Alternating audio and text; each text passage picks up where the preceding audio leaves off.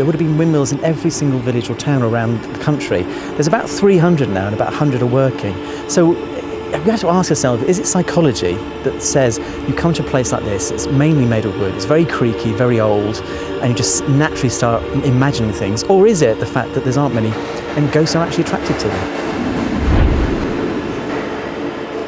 This particular mill was built 1813-14, but there had been an earlier mill nearby, built in 1769. The interesting thing is that the second mill was built by Mrs. Phoebe Langtry, and she had been abandoned by her husband here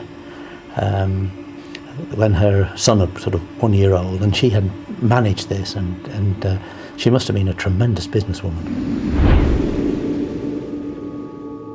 Standing for nearly 200 years, Bursledon Windmill has seen many walk through its doors. It's now fully restored and is used for what it once was, to mill flour. However, those who work here say they have reported many unexplained and strange happenings. From machinery suddenly jumping into life, the sails will move when there's little or no wind, and objects have disappeared then reappeared later. Will our team of paranormal investigators pick up on anything strange here tonight? Will they detect if those who once were here still walk within its walls? Somebody seems to have got in. The brake lock was off, and the sails in that case had been turned, and that sort of thing, and the gallery door at the top was open. But thinking about it afterwards, I remember saying, "Did you leave that? You know, did you?" Because sometimes we used to leave it open by mistake. You know, I said, "No, that was closed." There's been a second grain which has gone down on its own, which is unexplained really, and I had a hand touched my back, but I couldn't be right behind me because there's like loads of grain in the way. And today there's the lock which kept unlocking itself.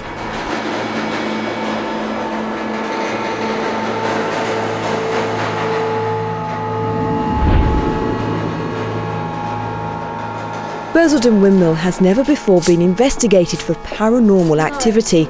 Our team were therefore keen to begin their search of the location. So with the investigations underway, I thought it was my turn to find out if the spirits of the past are really haunting Bursledon Windmill.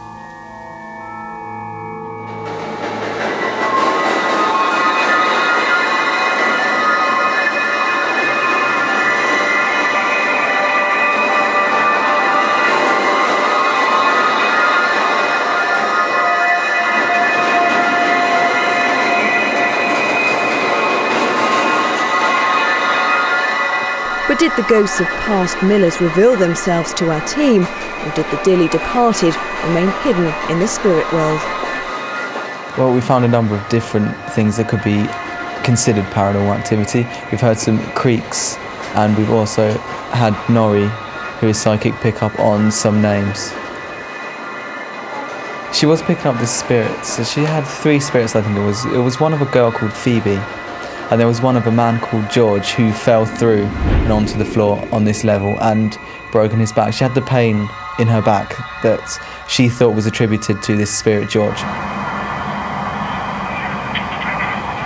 The team also recorded voices on a dictaphone that they were unable to account for. Plus, a glass moved seemingly of its own will when they put questions to the spirits.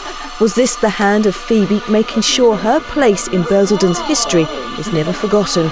Or is it, as Jonathan said, with the romantic image often associated with windmills, more a case of us trying to find a connection to the past? Amanda Piper at Bursledon Windmill for Meridian Tonight.